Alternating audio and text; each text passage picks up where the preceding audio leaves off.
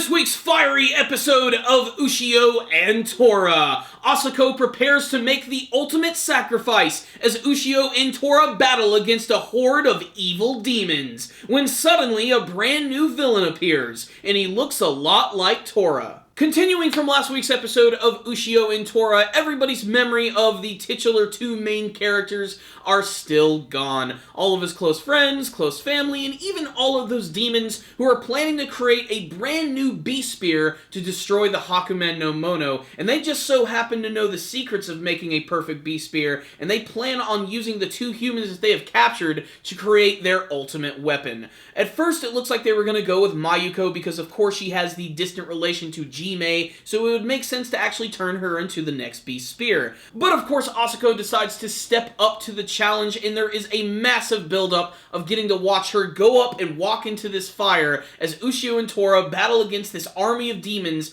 right at the last second as they decide to bust in and save the day. That's not to say that Asuko doesn't suffer some damage. Both her and Ushio are severely burned in this episode to the point where half of Asuko's body looks completely charred. Although, because this is an anime series and because it deals with demons, ghosts, yokai, and all types of mystical stuff, I'm sure she is going to be completely healed. That being said, this was a really important scene because now Ushio has decided to confront this entire giant yokai army which has forgotten all about him and Tora, and this is going to cause a massive confrontation between all of them. They all explode out of this massive compound and finally decide to start fighting each other. And before that can even happen, we have this new villain who literally just pops up out of nowhere with like zero fanfare. He goes by the name of Guren, and he looks exactly like Tora, except with some minor differences. His color scheme is a little darker, and what might be the coolest thing about the character is that he's got these three blades, which are actually embedded in his nose,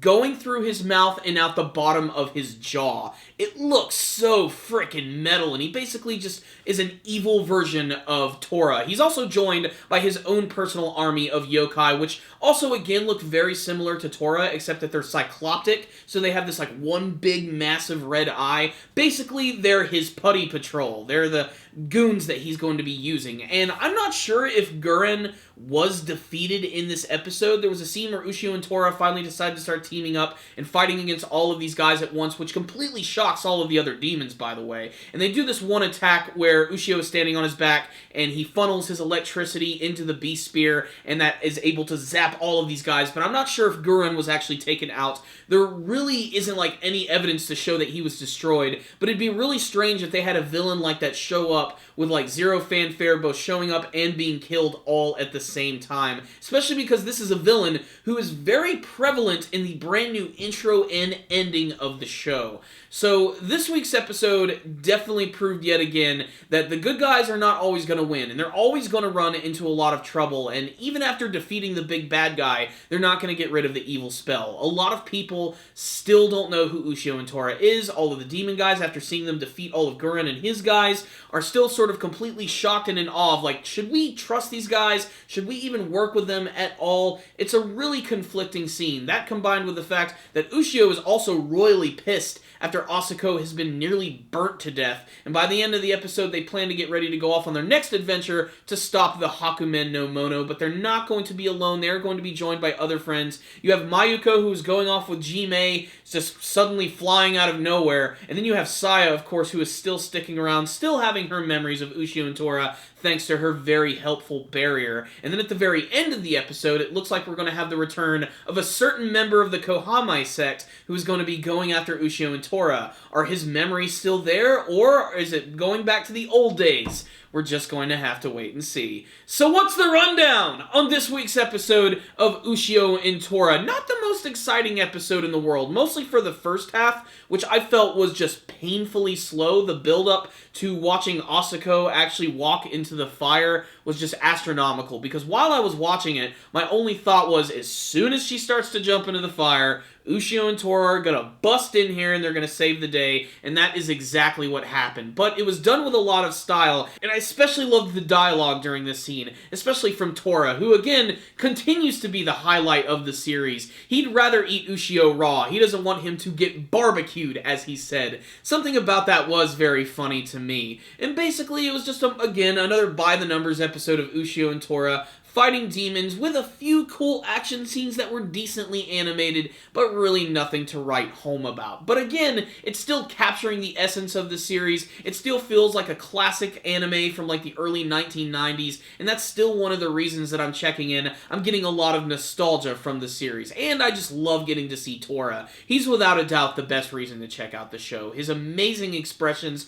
his voice actor who seems to be having one hell of a time, and his combination attacks with Ushio are always really, really fun to watch. The other big element of this episode, of course, is just delving a little bit more into the friendship between Mayuko and Asako, just showing how strong really it is, how they're basically sisters at this point. And I have to admit, it was really sad when Asako was walking up into the fire and she told Mayuko that she could have Ushio, knowing that she was about to die and become the next Beast Spear. That was a pretty intense moment, and I really did enjoy it. That being said, this was basically just an okay episode of Ushio and Tora, but I will give it some credit. They didn't go the whole predictable route of them just suddenly stopping all of these memory-eating demons and everybody just going back to normal. No, things are still pretty bad for Ushio and Tora, and they're probably only going to get worse now that the Hakumen no Mono is creating all sorts of minions, especially ones that look exactly like Tora. So, pretty good episode right here, but nothing too crazy at the end of the day. I would say this is basically an average episode of Ushio and Tora, which is why I'm going to give this week's episode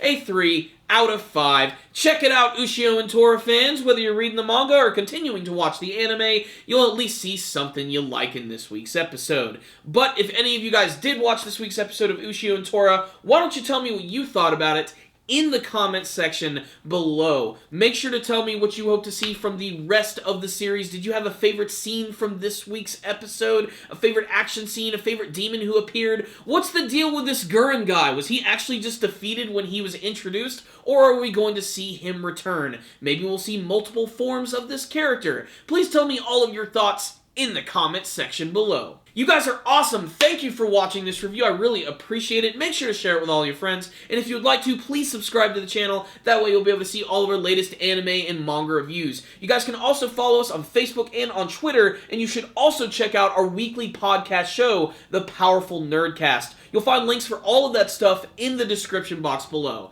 Thank you guys again for watching. And as always, stay dandy, baby.